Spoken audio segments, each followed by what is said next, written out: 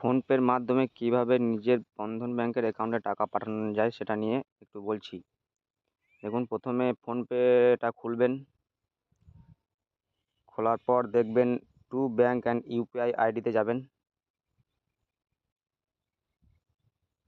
যাওয়ার পর এখানে দেখবেন লেখা আছে অ্যাড বেনিফিশিয়ারি অ্যাকাউন্ট, কিংবা নিচে থাকতে পারে একটা প্লাস চিহ্ন থাকতে পারে, সেখানে আপনি ক্লিক করতে পারেন, বা এখানে যদি অ্যাড বেনিফিশিয়ারি অ্যাকাউন্ট থাকে তাহলে অ্যাড বেনিফিশিয়ারি অ্যাকাউন্টে ক্লিক করবেন। ক্লিক করার পর দেখবেন এখানে অনেক ব্যাংকের নাম দেখাচ্ছে। এখানে বন্ধন ব্যাংকে আমরা ক্লিক করব, যেহেতু বন্ধন ব্যাংকের অ্যাকাউন্টে টাকা পাঠাবো সেহেতু বন্ধন ব্যাংকে ক্লিক করব।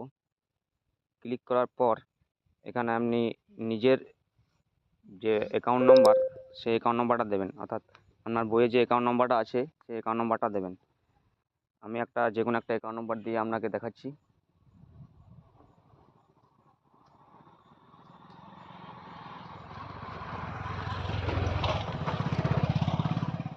আমি একটা অ্যাকাউন্ট নাম্বার দিলাম।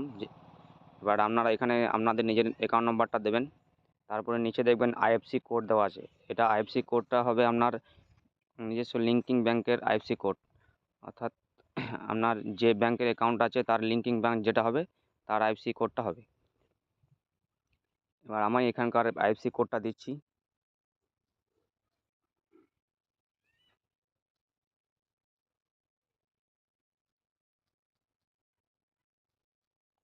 দিলাম। এবার এখানে আমাদের এখানকার লিঙ্কিং ব্রাঞ্চ হচ্ছে আহমদপুর, তাই আহমদপুর নামটা এলো নিচে। হ্যাঁ, এবার এই আইএফসি কোড দেওয়ার পরে একটা নেক্সট অপশান আসবে, এই নেক্সট অপশানে আমি ক্লিক করব।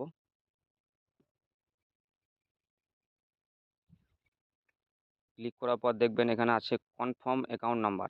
কনফার্ম অ্যাকাউন্ট নাম্বার বলতে আপনি অ্যাকাউন্ট নাম্বার যেটা আগে দিয়েছেন সেই অ্যাকাউন্ট নাম্বারটা আবার আপনি এখানে বসাবেন।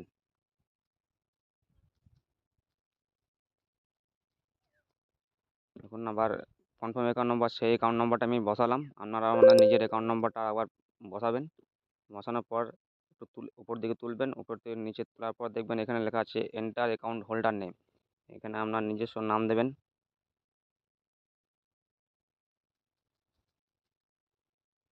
এখন দেখুন আমি যে কোনো একটা নাম দিলাম আপনাদের দেখানোর জন্য।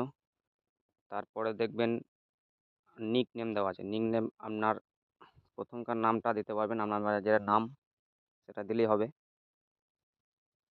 দেওয়ার পর দেখবেন proceed to pay, proceed to পেতে আপনি ক্লিক করবেন। দেখবেন অ্যাড হয়ে গেল। এবার অ্যাড হয়ে যাওয়ার পর আপনার যেটা কিস্তির অ্যামাউন্ট, মানে আপনি বন্ধন ব্যাংকে যে কিস্তিটা পাঠাবেন তার যে অ্যামাউন্ট সেটা আপনি দেবেন। আমি যে কোনো একটা দিয়ে দেখাচ্ছি, একটা দিলাম। দেওয়ার পর দেখবেন পে অপশান আসবে, পে অপশানে আপনি ক্লিক করবেন। ক্লিক করার পর দেখবেন আপনার একটা পিন কোড চাইবে, সেই পিন কোডটা দেওয়ার পর ঠিক চিহ্নতে হাত দেবেন। দেখবেন আমার টাকা ট্রান্সফার হয়ে গেছে।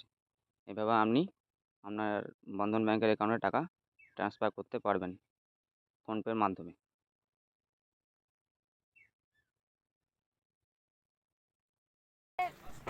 কাঞ্চনজঙ্ঘা, কাঞ্চনজঙ্ঘা ওইটা, ওই আগে মেঘার জন্যই হচ্ছে না। সুন্দর প্লেস।